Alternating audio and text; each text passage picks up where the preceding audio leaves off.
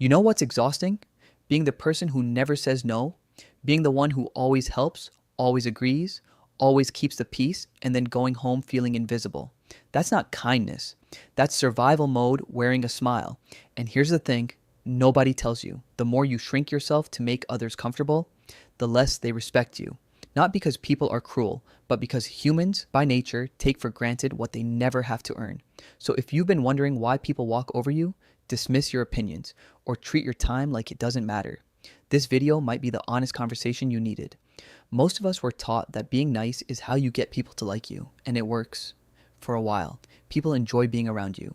You feel needed, you feel safe. But slowly, without realizing it, being nice becomes your strategy, your way of avoiding conflict, your way of keeping everyone happy so no one gets mad at you.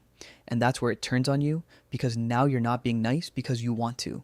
You're being nice because you're afraid of what happens if you're not. Think about it. The last time someone asked you a favor you didn't want to do, did you say yes because it felt right? Or did you say yes because saying no felt terrifying? That fear? That's not kindness. That's anxiety with a friendly face, and people sense it. They don't always say it, but they feel the difference between someone who helps because they genuinely want to and someone who helps because they can't say no. Here's what I've noticed. The people we tend to respect most in life, they're not the ones who agreed with everything. They're not the ones who were always available. They're the ones who had a line, who had opinions, who sometimes pushed back. Respect isn't built by being agreeable. It's built by being real. And being real means sometimes your answer is no. Sometimes your opinion doesn't match the room. Sometimes you disappoint someone and you live with it anyway.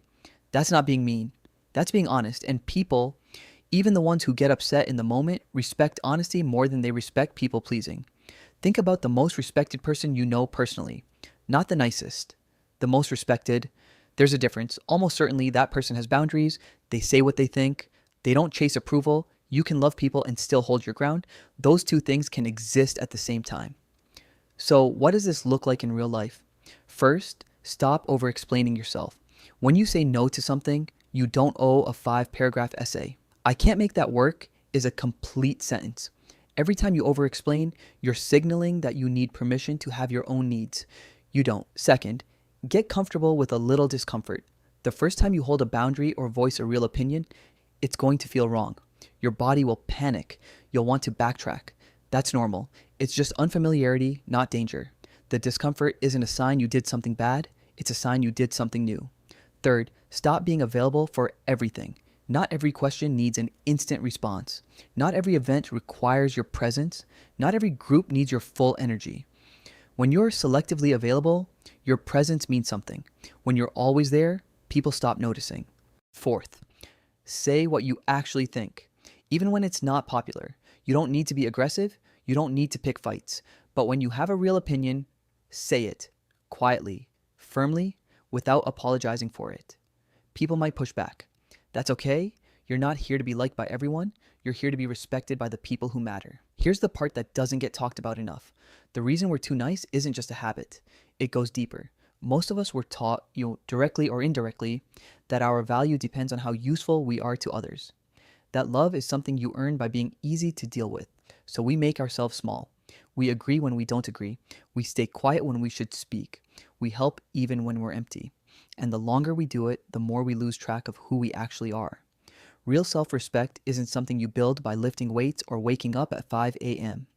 It's built in the small moments where you choose your truth over someone else's comfort. Every time you say something real, every time you hold a line, every time you sit with someone's disappointment instead of rushing to fix it, you send a message to your own nervous system that says, I am worth protecting. And when you believe that, truly, in the quiet moments, other people feel it too, and they treat you accordingly. So to bring it back, being too nice doesn't make people love you more. It makes you invisible. Respect comes from realness, from having opinions, from having limits, from showing up as an actual person, not a mirror that reflects whatever people want to see. You don't need to become cold. You don't need to become difficult. You just need to stop abandoning yourself in the name of keeping the peace. Start small. Tonight, notice one moment where you're about to say yes out of fear. Just notice it. You don't have to fix everything at once, but awareness is where it starts.